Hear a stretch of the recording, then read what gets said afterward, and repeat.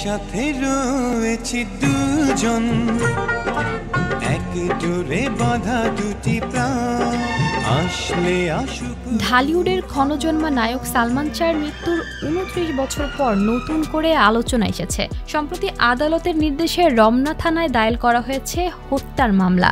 এই মামলার পর প্রথমবার শাবনূর মুখ খুলেছেন। ফেসবুকে তিনি জানিয়েছেন, নিজের নামে জড়ানো ভিত্তিহীন গুজব এবং সভ্যতা বঞ্চিত অপপ্রচারের তীব্র নিন্দা জানাচ্ছেন।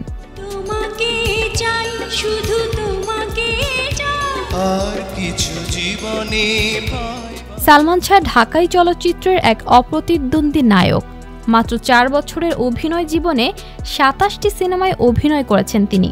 1993 সালে কেয়ামত থেকে কেয়ামত ছবিতে অভিষেক হয় সালমানের। শাবনূরের সঙ্গে তার প্রথম দেখা হয় এফডিসিতে, যেখানে শুরু হয় বন্ধুত্ব এবং পরবর্তীতে তৈরি হয় সুপারহিট জুটি।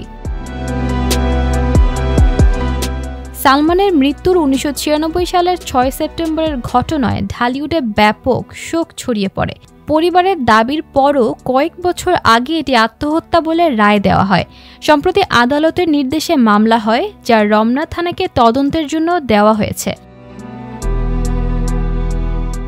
শাবনূর ফেসবুকে জানিয়েছেন, আমার সম্পর্কে ভিত্তিহীন গুজব ও অপপ্রচারের তীব্র নিন্দা জানাচ্ছি।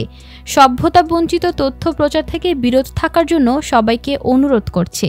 তিনি আরও বলেন, সালমান শাহ ছিলেন তার অত্যন্ত প্রিয় সহ অভিনেতা। একসঙ্গে প্রায় 14টি চলচ্চিত্রে কাজ করেছেন।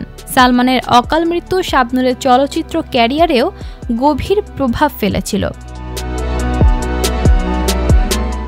শাবনূর জানান, সালমানের মৃত্যু সংবাদটা শুনে আমি পুরোপুরি হতবাক হয়ে গিয়েছিলাম। তার মায়ের আহাজারি দেখলে সন্তান হারানোর বেদনা কতটা গভীর বোঝা যায়। তিনি আরও জানিয়েছেন, শুধু সত্যিকার তদন্ত ও ন্যায় বিচারই চাইছেন। যেই দোষী হোক না কেন, তাকে আইনের আওতায় এনে শাস্তি দেয়া হোক।